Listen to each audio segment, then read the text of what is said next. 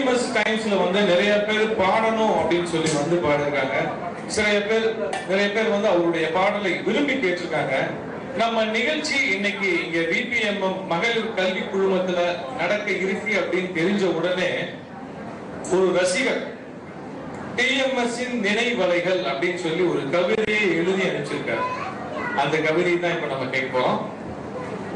எம்ஜிஆரின் உள்ளத்தை தன் குரலால் உணர்த்தியவர், சிவாஜியின் நடிப்பை தன் குரலால் வெறுமூட்டியவர், கண்ணதாசன் வரிகளையும் வாலியின் வரிகளையும் தன் குரலால் வலிமைப்படுத்தியவர், மருத்துவர் இல்லாமல் பல மனங்களை குணப்படுத்தியவர், பட்டுக்கோட்டையின் வரிகளை தன் குரலால் புரட்சியாக்கியவர், ராமநாதனோடும் மகாதேவனோடும் விஸ்வநாதனோடும் ராமமூர்த்தியோடும் வீதிகளில் உலா வந்தவர், பல விழா கண்டவர், விழாமல் நின்றவர் டிஎம்எஸ்.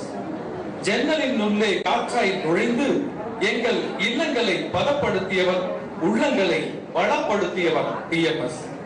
எங்கள் இல்லங்களில் குழந்தைகள் கவர்ந்ததை விட உன் குரல் கவர்ந்த காலங்கள் தான் அதிகம்.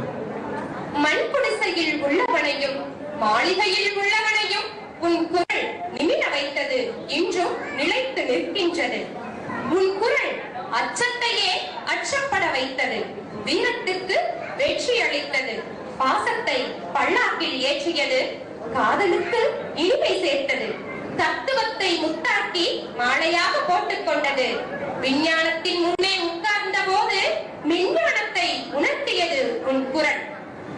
உன் குரலை கேட்கும் போதெல்லாம் என்னை அறியாமல் கண்ணீர் வந்தது. உன் பிரிவை கேட்டவுடன் என்னை அறியாமல் கதறல் வந்தது. அந்த கோட்டையில் நுழைந்தால் திரும்பாதது உயிர் மட்டும்தான். எங்கள் இல்லத்தை விட்டு விலகாதது உன் குரல் என்றும் தான். கே. சங்கரன், இடையாற்று மங்கலம். ரொம்ப அழகா வந்து டிஎம்எஸ் நினைவலைகள் அப்படின்னு சொல்லி ஒரு கவிதையை அனுப்பிச்சிருக்காரு. அவருக்கும் நன்றி. இந்த ஒரு அழகான நிகழ்ச்சி நமது மதுரை பொதிகை தொலைக்காட்சி நிலையம் மற்றும் ஸ்ரீவில்லிபுத்தூர் கிருஷ்ணன் கோவில் விபிஎம்எம் மகளிர் கல்வி குழுமங்கள் இணைந்து நடத்தி கொண்டிருக்கக்கூடிய டிஎம்எஸ் டைம்ஸ்